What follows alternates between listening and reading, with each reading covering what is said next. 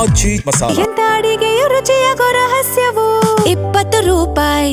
ಕಲಬುರಗಿಯನ್ನ ಬರಪೀಡಿತ ಜಿಲ್ಲೆ ಅಂತ ಘೋಷಿಸಿ ಅನ್ನುವಂತ ಆಗ್ರಹ ಕೇಳಿ ಬರ್ತಾ ಇದೆ. ಇವತ್ತು ವಿವಿಧ ರೈತ ಸಂಘಟನೆಗಳಿಂದ ಕಲಬುರಗಿ ಬಂದ್ಗೆ ಅಂತ ಕರೆ ಕೊಟ್ಟಿದ್ದಾರೆ. ಕಾರಣ ಅಲ್ಲಿ ಮಳೆ ಆಗ್ತಾ ಇಲ್ಲ, ಬೆಳೆ ಬೆಳೆಯೋದಕ್ಕಾಗ್ತಿಲ್ಲ, ಬಿತ್ತಿದ ಬೆಳೆ ಕೂಡ ಒಣಗೋಗಿದೆ. ಹಾಗಾಗಿ ಇದು ಬರಪೀಡಿತ ಜಿಲ್ಲೆ ಅಂತ ಘೋಷಿಸಿ ರೈತರ ಸಾಲ ಮನ್ನಾ ಮಾಡಿ ಬೆಳೆ ವಿಮೆಯನ್ನ ತನ್ನಿ. ತಾರತಮ್ಯ ನೀತಿ ವಿರುದ್ಧ ಆಕ್ರೋಶ ವ್ಯಕ್ತಪಡಿಸ್ತಾ ಇರುವಂತಹ ರೈತರು ಭೀಮಾ ನದಿಗೆ 15 TMC ನೀರು ಬಿಡೋದಕ್ಕೆ ಮಹಾರಾಷ್ಟ್ರಕ್ಕೆ ಒತ್ತಾಯಿಸಿ ಅನ್ನೋದನ್ನ ಕುರಿತಂತೆ ಇವತ್ತು ಪ್ರತಿಭಟನೆಗೆ ಮುಂದಾಗಿದ್ದಾರೆ.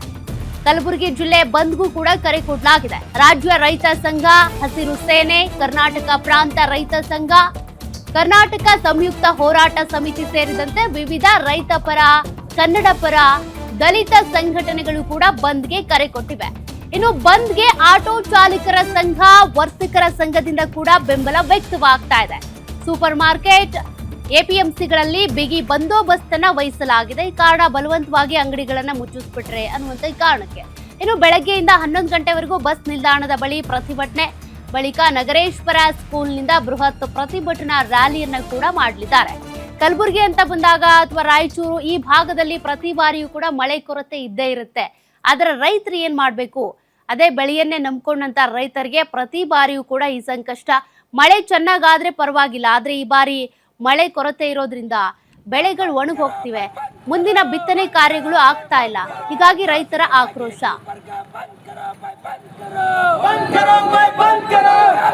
ಮುಂಗಾರು ಕೈಕೊಟ್ಟ ಹಿನ್ನೆಲೆ ಕಲಬುರಗಿ ಜಿಲ್ಲೆಯಲ್ಲ ಭೀಕರ ಬರಗಾಲ ಎದುರಾಗಿರುವಂಥದ್ದು.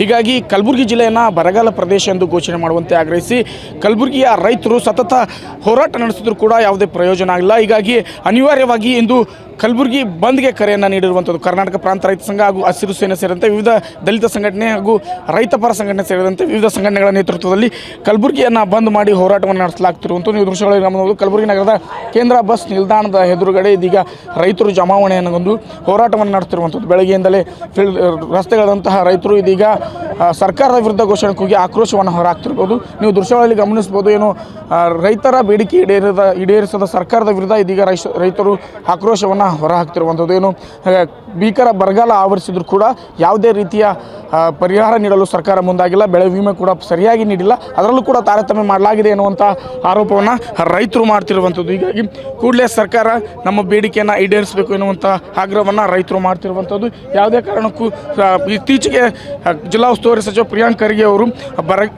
ಬರ ವೀಕ್ಷಣೆ ಮಾಡುವ ಮೂಲಕ ರೈತರಿಗೆ ಪರಿಹಾರ ನೀಡುವ ಭರವಸೆಯನ್ನು ನೀಡಿದರು. ಆದರೆ ಇವರಿಗೂ ಕೂಡ ಯಾವುದೇ ಪ್ರತಿಕ್ರಿಯೆ ಸರ್ಕಾರದಿಂದ ಬಂದಿಲ್ಲ ಎನ್ನುವಂಥ ಆಕ್ರೋಶವನ್ನು ರೈತರು ಹೊರಹಾಕ್ತಿರುವಂಥದ್ದು. ಏನು ಬಂದ್ ಹಿನ್ನೆಲೆ ಸಾರಿಗೆ ಸಂಪರ್ಕ ಸಂಪೂರ್ಣವಾಗಿ ಸ್ಥಗಿತಗೊಂಡಿದ್ದರಿಂದಾಗಿ ಪ್ರಯಾಣಿಕರು ಕೂಡ ಪರದಾಡ್ತಿರುವಂತಹ ದೃಶ್ಯಗಳನ್ನು ನೀವು ಗಮನಿಸಬಹುದು. ನಮ್ಮ ಜೊತೆ ಮಾತಾಡೋದಕ್ಕೆ ರೈತ ಮುಖಂಡರಿದ್ದಾರೆ, ಯಾವೆಲ್ಲ ಆಗ್ರಹವನ್ನು ಮಾಡ್ತಾರೆ.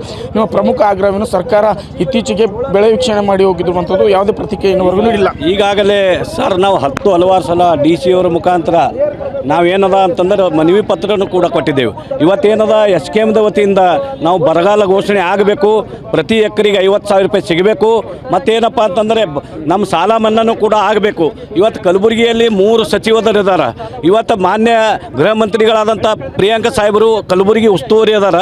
ಇವತ್ತು ಅವ್ರು ಏನು ಮಾಡಿದ್ರು ಆಗ್ತದೆ. ಇವತ್ತು ಬರಗಾಲ ಘೋಷಣೆ ಆಗಬೇಕು, ಕಲಬುರಗಿ ರೈತರ ಕಣ್ಣೀರು ಒರೆಸಬೇಕು. ಇವತ್ತು ಸುಮಾರಾಗಿ 25,000 ರೂಪಾಯಿ ಖರ್ಚು ಮಾಡ್ಯಾರ. ಈಗಾಗಲೇ ರೈತರು ಒಂದು ಎಕರೆಗೆ 25,000 ರೂಪಾಯಿ ಖರ್ಚು ಮಾಡಿ ಬಿತ್ತನೆ ಮಾಡ್ಯಾರ. ಇವತ್ತು ಬಾಡಿ ಬತ್ತಿಯಾಗಿ ಇವತ್ತು ರೈತರು ಕಂಗಲ್ಲಾಗಿಬಿಟ್ರೆ. ಇವತ್ತು 50,000 ರೂಪಾಯಿ ಏನದ ಒಂದು ಎಕರೆ ಕೊಡಬೇಕು, ಸಾಲ ಮನ್ನಾ ಆಗಬೇಕು, ಮತ್ತು ಪೆಟ್ರೋಲ್ ಡೀಸೆಲನ್ನು ಪೂರ್ತಿಯಾಗಿ ಗಗನಕ್ಕೇರಿಬಿಟ್ಟದ. ಇವತ್ತು ಪಿಂಚಣಿ ಏನದ 3,000 ರೂಪಾಯಿ ಆಗಬೇಕು.